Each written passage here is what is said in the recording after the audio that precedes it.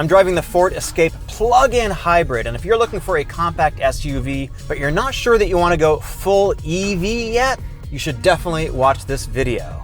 So let me explain. The Escape slots in between a full electric car like the Mustang Mach-E and a regular gas car.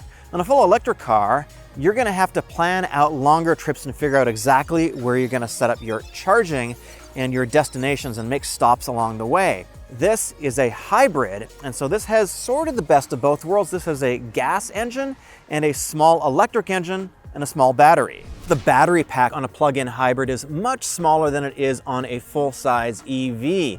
The battery pack here is about 14.4 kilowatt hours, and you can charge this on a regular 120 volt circuit like you're gonna find all around your house and in your garage, and I did it in about 9 hours and 40 minutes just by plugging it into here.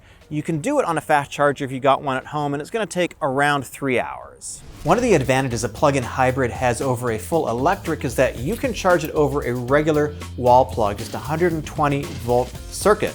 And the end of it looks like this that you plug into your car, so you don't need to spring for expensive charging equipment like you do with a full EV. This level 2 charge point charger cost about $700 to purchase and about $500 to install, but you don't need this if you've just got a plug-in hybrid.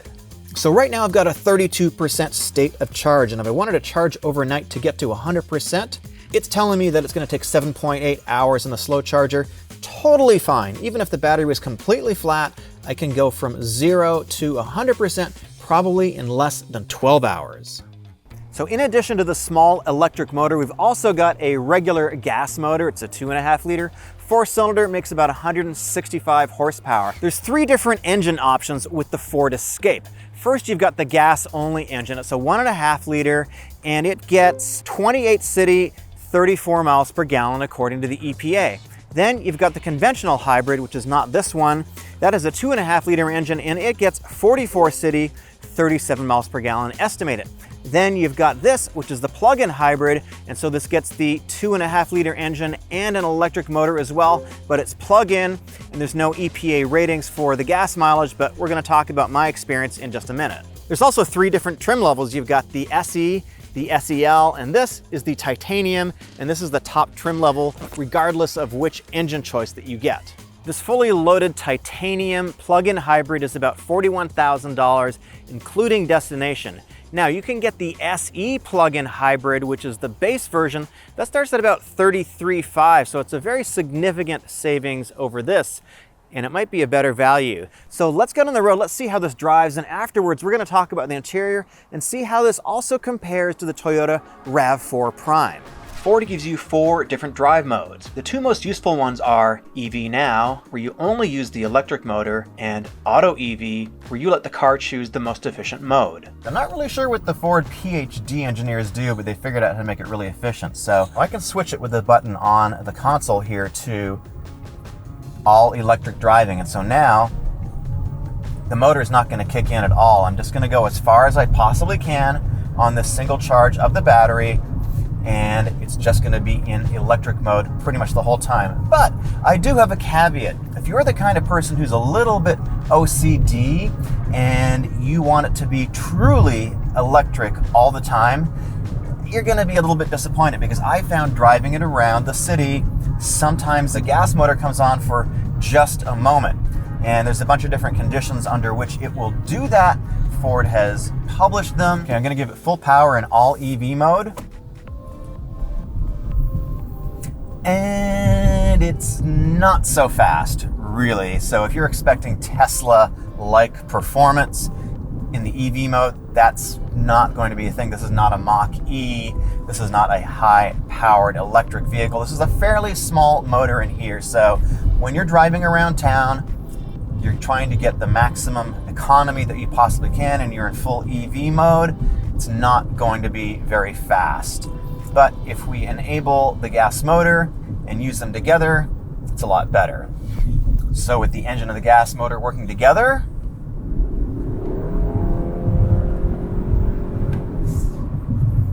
it's a little loud, but it accelerates pretty decently. You're definitely not going to have a problem getting out of somebody's way. It accelerates onto the highway fairly quickly. It's got somewhere over 200 horsepower combined, and it's not bad. So speaking of real-world fuel economy, this car does an amazing, amazing job of getting good real-world fuel economy. So on this particular trip that I've done, I've traveled a total of 108 miles, and it's telling me that I've traveled 70 miles in electric power alone, so the rest is on gas. And the total MPG for this trip is 108 miles per gallon. That's because I drove most of it on electric, and electric is pretty inexpensive. So when you do run out of the battery, indicated on the dashboard, I'm getting about 40 miles a gallon just driving on gas power alone. So this thing is pretty efficient. This is a pretty efficient engine, but in this hybrid mode, this thing is super efficient. Now, the reason you buy a plug-in hybrid obviously is to reduce your operating costs. So let's talk about what this actually costs to go 35 miles, which is what I got on a single charge. Ford says you can go 37. So on Friday night, I filled this up from 0 to full, and I spent 18 cents per kilowatt, coming out to about $2.52. So $2.52 to go 35 miles. Obviously, once your battery is depleted, you're gonna kick over to the gas engine, and you're gonna start driving in hybrid mode, and you're gonna get a mixed MPG. I've been seeing around town about 55 miles per gallon mixed between electric and gas, and those are some pretty impressive numbers.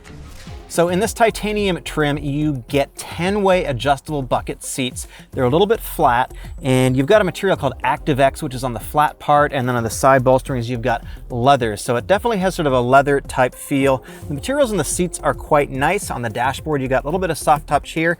You definitely got a little bit of hard plastic sort of in between, although it's definitely a little bit more upscale than I think some previous Ford interiors have been, so good job. Now the seats are heated, but they're not cooled, unfortunately. Cooling would be super nice. The heating and ventilation controls are quite good. They're physical, there's no haptic nonsense, and there's minimal use of glossy black plastic in here. Hurrah, I like that. This has the optional 8-inch touchscreen, which is not super big by today's standard. It's on the middle of the dash, but I think it's okay and it works pretty well. It's pretty responsive. It is Sync 3. Now they're up to Sync 4, which is a whole lot better. So I'd love to see some Sync 4 action in here for maybe the next update. You've got USB chargers in the front and the back, USB-A, USB-C. Now the back seat is where this vehicle is really useful. I've actually got a ton of headroom back here, and I've got a ton of knee room too. And let's compare this to the Toyota RAV4, and then we're going to talk about the very trick seat that this has.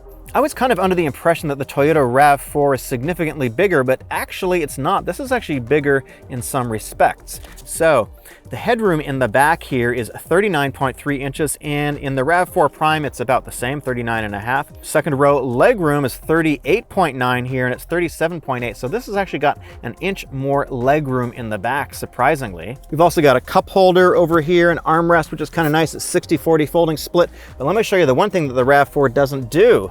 This seat, it slides back and forth. How cool is that? And it does another trick too. I can actually recline both of these seats. So not only can you move back and forward, you can also recline. And that's pretty nice. And that gives you a lot of extra space, a lot of extra options for using the back seat. And we've also got USB-A and USB-C chargers in the back, in addition to a couple of vents for air circulation. The Ford Escape plug-in hybrid is a super efficient car. If your daily commute is 35 to 40 miles, you're hardly going to use any gas at all. And if you're going to take a road trip, you really don't need to worry about charging because you have the gas motor. Now the Escape isn't quite as refined as the RAV4 Prime, but you're going to find it's about 30% less expensive. So it really represents a good value, and I found there was actually quite a number of them at dealers near me too. If you're interested in plug-in hybrids and other EVs, click this video over here. Thanks for watching.